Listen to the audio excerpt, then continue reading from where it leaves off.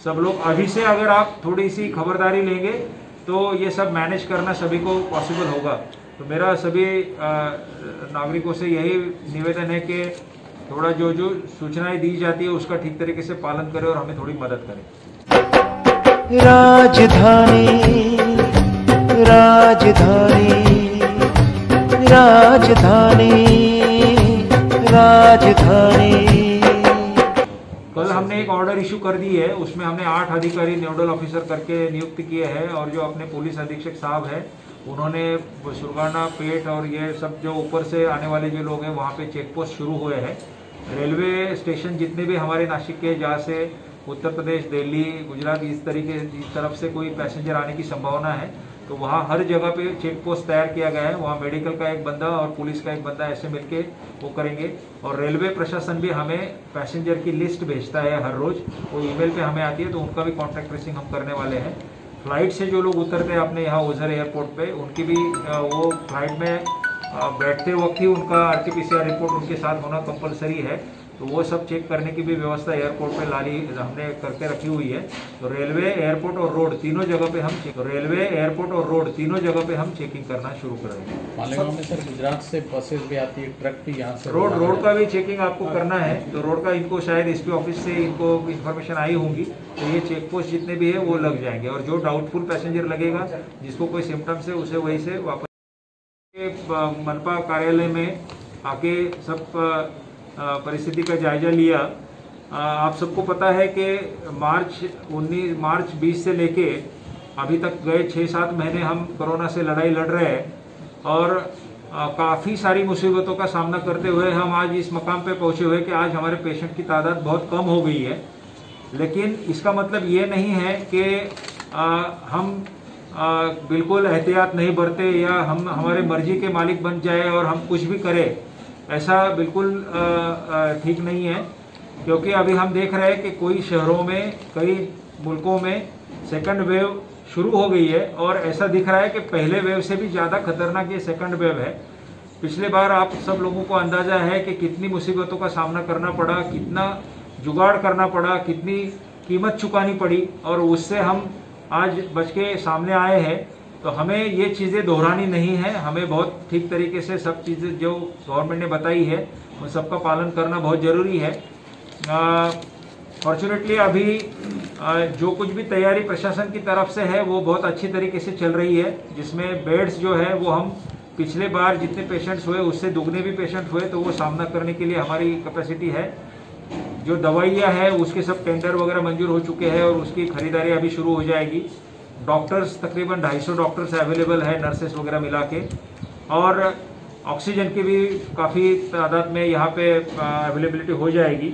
लेकिन फिर भी मेरा यही मानना है कि हमें मालूम नहीं कि खुदा न खास्ता किस मकाम पे हमें जाना पड़े, कि कितनी बड़ी ये वेव होगी इसका भी अंदाजा आज नहीं है।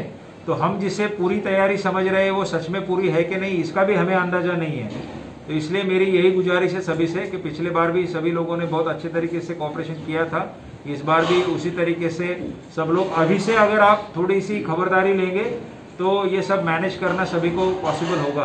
तो मेरा सभी नागरिकों से यही निवेदन है कि थोड़ा जो जो सूचनाएं दी जाती है उसका ठीक तरीके से पालन करें और हमें थोड़ी मदद करें।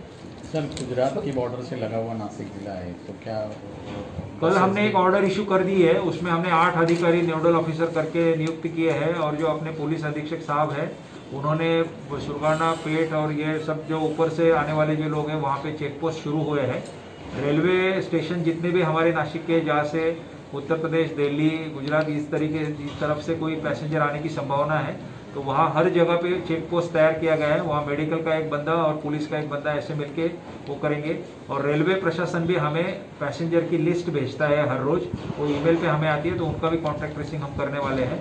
फ्लाइट से जो लोग उतरते हैं अपने यहाँ ओझर एयरपोर्ट पे, उनकी भी वो फ्लाइट में बैठते वक्त ही उनका RT-PCR रिपोर्ट उनके साथ होना कंपलसरी है, तो वो सब चेक करने की भी व्यवस्था एयरपोर्ट पे लाली हमने करके रखी हुई है। तो रेलवे, एयरपोर्ट और रोड तीनों जगह पे हम चेकिंग करना शुरू करेंगे। मालेगांव में सर गुजरात से बसेस भी आती है, ट्रक भी यहाँ से रोड का भी चेकिंग आपको करना है। तो रोड का इनको शायद SP ऑफिस से इनको इन्फॉर्मेशन आई होंगी, तो ये चेक पोस्ट जितने भी है वो लग जाएंगे और जो डाउटफुल पैसेंजर लगेगा, जिसको कोई सिम्टम्स है, उसे वहीं से वापस भेज दिया जाएगा। सर अभी हमने मालेगांव माझा कुटुंब माझी जवाबदारी सर्वे किया है, तो उसका डेटा हम यहाँ यूटिलाइज कर सकते हैं कि जो हमें high risk area containment zone में मिला है, हाँ, तो उसके लिए कोई तैयारी?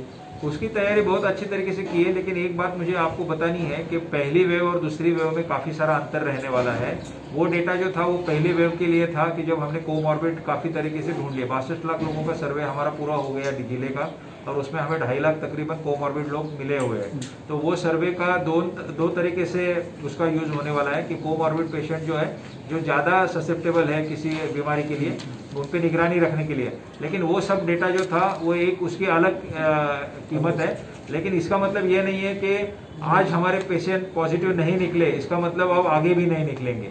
तो ये गलतफहमी में नहीं रहना चाहिए। अभी जैसे माझी कुटुंब माझी जवाबदारी में जो सर्वे किया उसमें मालेगांव में बहुत कम पॉजिटिव पेशेंट्स निकले, लेकिन ये जो है वो सिर्फ उस समय तक की मर्यादित है।